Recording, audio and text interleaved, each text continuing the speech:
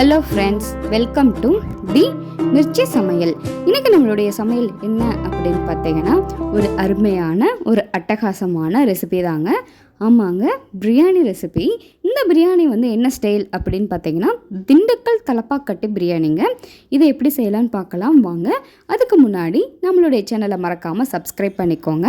இன்றைக்கி 1/4 கிலோ அரிசிக்கு தான் நம்ம செய்ய போகிறோம். அதுக்கு நம்ம ஃபஸ்ட்டு மசாலா ரெடி பண்ணி எடுத்துக்கணும். பிரியாணி மசாலா 8 கிராம்பு, 2 துண்டு பட்டை, 8லேருந்து 9 ஏலக்காய், ஒரு பிரியாணி இலை, 1/2 டேபிள் ஸ்பூன் அளவு சோம்பு, 4 முந்திரி பருப்பு, 15 மல்லி விதைகள். இதில் குறைவான அளவு மல்லி விதைகள் சேர்த்துக்கோங்க, ரொம்ப அதிகமாக சேர்க்க வேண்டாம். இந்த மசாலா பொருளை அரைச்சி எடுத்துகிட்டு வந்துடலாம். இப்போ பார்த்தீங்கன்னா நம்ம பிரியாணிக்கு தேவையான பிரியாணி மசாலா ரெடி பண்ணிக்கிறோம். இந்த மாதிரி ஃப்ரெஷ்ஷாக அரைச்சி நம்ம சேர்க்கும் போது டேஸ்ட் இன்னும் கூட அதிகமாகவே இருக்குங்க. அப்புறம் இன்னொரு மசாலா நம்ம அரைக்கணும். அதுக்கு சின்ன வெங்காயம் நம்மளுக்கு ரொம்ப முக்கியம். சின்ன வெங்காயம் மட்டும்தான் நீங்கள் சேர்க்கணும். ஒரு 50 கிராம் அளவு சின்ன வெங்காயம், இஞ்சியும் பூண்டும் 20 கிராம் எடுத்துக்கோங்க, 3 பச்சை மிளகாய், ஒரு 10 புதினா இலைகள் போதுங்க.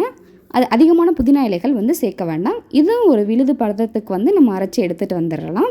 இப்போது இருக்கட்டும். இப்போ பிரியாணி செய்ய ஸ்டார்ட் பண்ணிடலாம். ஒரு 60 ml எண்ணெய் சேர்த்துக்கோங்க. நீங்கள் எந்த எண்ணெய் யூஸ் பண்ண கூடவே 2 டேபிள் ஸ்பூன் அளவு நெய் சேர்த்துக்கோங்க.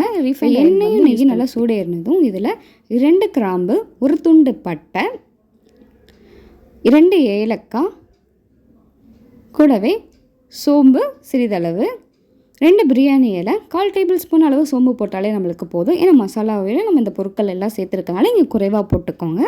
இன்றைக்கி ஒரு பெரிய சைஸ் வெங்காயம் மட்டும்தான் நம்ம சேர்க்க போகிறோம். வெங்காயம் அதிக அளவு சேர்க்க வேண்டாம். இந்த திண்டுக்கல் தலப்பாக்கட்டு பிரியாணிக்கு இந்த மாதிரி நம்ம செய்கிறப்ப தான் டேஸ்ட் நல்லாயிருக்கும். இப்போ வெங்காயம் வதங்கினதும் அரைச்சி வச்சுருக்கிற மசாலா விழுதை நம்ம சேர்த்து கலந்து விட்டுறலாம். இப்போது இதோட பச்சை வாசனைலாம் போகிற அளவுக்கு நல்லா கலந்து விட்டுருங்க. இப்போ பார்த்தீங்கன்னா நல்ல கலர் நல்லா சேஞ்ச் ஆகிருக்கு, நல்லா பார்த்தாலே தெரியும். இந்த டயத்தில் ஒரு கை அளவு கொத்தமல்லி இலைகள், புதினா இலைகளை சேர்த்து நல்லா கலந்து விட்டுருங்க. நல்லா வதக்கியும் விட்டுருங்க. இப்போது 350 கிராம் சிக்கன் நம்ம எடுத்திருக்கோம். ஏன்னா 250 கிராம் அரிசி எடுத்திருக்கோம். அது ஒரு கப் அளவு.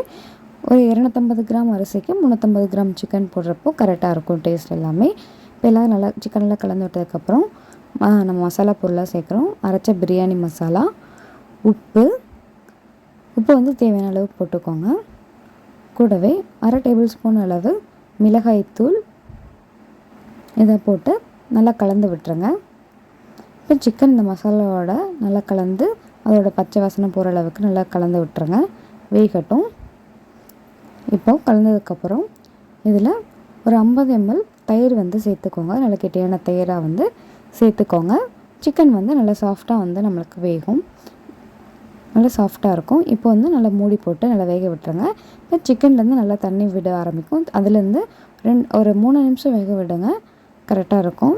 இப்போ நல்லா சிக்கன்லேருந்து தண்ணியெலாம் நல்லா வெந்திருக்கு. இப்போ பாதி அளவு சிக்கன் நம்மளுக்கு ஒரு 40% அளவு வெந்திருக்கும். இந்த டயத்தில் 2 கப் அளவு தண்ணி சேர்த்துக்கோங்க. 1 கப் அரிசி நம்ம எடுத்துருக்கோம், அதனால் 2 கப் அளவு தண்ணி நம்ம சேர்த்துருக்கோம். இப்போ தண்ணி சேர்த்து நல்லா கலந்து விட்டுருங்க. கலந்ததுக்கப்புறம் மூடி போட்டு வேக விட்டுறலாம். இப்போ தண்ணி நல்லா கொதித்து வரணும். கொதித்து வந்ததுக்கப்புறம் தான் நம்ம அரிசி சேர்க்கணும்.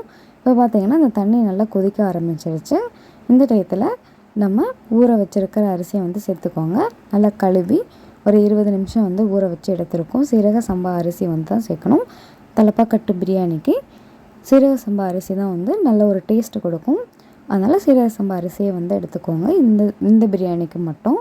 கூடவே ஒரு 1/2 எலுமிச்சம் பழ சாறை பிழிஞ்சு விட்டுருங்க. இப்போது நம்ம அரிசி போடும் போது அரிசியோட தண்ணி நல்ல லிக்யூடாக இருக்கணும். கெட்டியான பதத்தில் இருக்கக்கூடாது, நல்ல தண்ணியாக இருக்கணும். இந்த பதத்தில் அரிசி போட்டால் தான் பிரியாணி ஒன்றோட ஒன்று ஒட்டாமல் நல்லா வேகும். நல்லா குளகுளப்பாக இருக்கும்போது நம்ம அரிசி போட்டோம்னா நல்லா நம்மளுக்கு குழஞ்சு வர்றதுக்கு வாய்ப்புகள் இருக்குது. அதனால் இந்தமாதிரி தண்ணி பதமாக இருக்கும்போது அரிசி சேர்த்துக்கோங்க. அரிசி சேர்த்ததுக்கப்புறம் மூடி போட்டு நல்லா வேக விடணும். இடையில நல்லா ஓப்பன் பண்ணி திறந்து பார்த்தா நல்லா அடியிலேருந்து நம்ம நல்லா கலந்து விடுங்க. இப்படி கலந்து விடும்போது இப்போ பார்த்திங்கன்னா தண்ணி அளவு ஒரு நம்மளுக்கு 80% அளவு எல்லாம் குறைஞ்சிருச்சு.